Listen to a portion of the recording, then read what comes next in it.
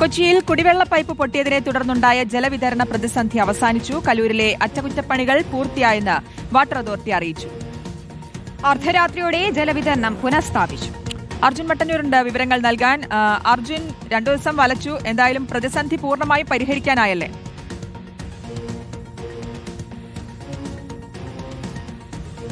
ശ്രുതി, 2 ദിവസമായി തുടരുന്ന കൊച്ചിയിലെ കുടിവെള്ള പ്രതിസന്ധി ഇപ്പോൾ താൽക്കാലികമായി അവസാനിച്ചിരിക്കുകയാണ്. ഇന്നലെ രാത്രിയോടുകൂടി അറ്റകുറ്റപ്പണികൾ പൂർത്തിയായി എന്നാണ് വാട്ടർ അതോറിറ്റിയുടെ വിശദീകരണം. അതായത് കലൂർ മെട്രോ സ്റ്റേഷന് സമീപം അവിടെ കാക്കനാട് ഭാഗത്തേക്കുള്ള മെട്രോ നിർമ്മാണത്തിന്റെ ഭാഗമായി പൈലിംഗ് നിർമ്മാണത്തിനിടെയാണ് കഴിഞ്ഞ ദിവസം അവിടെ വാട്ടർ അതോറിറ്റിയുടെ കുടിവെള്ള പൈപ്പിൽ പൊട്ടലുണ്ടായത്. 2 പൈപ്പ് ലൈനിലും പൊട്ടലുണ്ടായിരുന്നു. അത് വലിയ പ്രതിസന്ധിയാണ് കൊച്ചി നഗരത്തിൽ ഉണ്ടാക്കിയത്. പ്രത്യേകിച്ച് കൊച്ചി നഗരത്തിലെ പ്രധാനപ്പെട്ട സ്ഥലങ്ങളായ കലൂർ, പാലാരിവട്ടം, ഇടപ്പള്ളി, അതിനു പുറമെ ചേരാനെല്ലൂർ അടക്കമുള്ള മേഖലകളിലും വലിയ പ്രതിസന്ധി ഉണ്ടായിരുന്നു.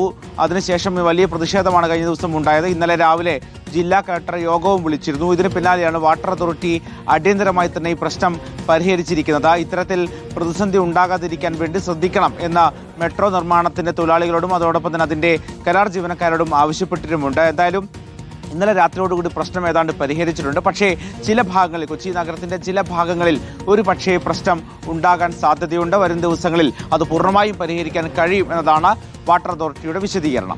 എന്തായാലും ജലവിതരണ പ്രതിസന്ധി പരിഹരിച്ചിരിക്കുന്നു. വിവരങ്ങളാണ് അർജുൻ മട്ടന്നൂർ നൽകിയത്.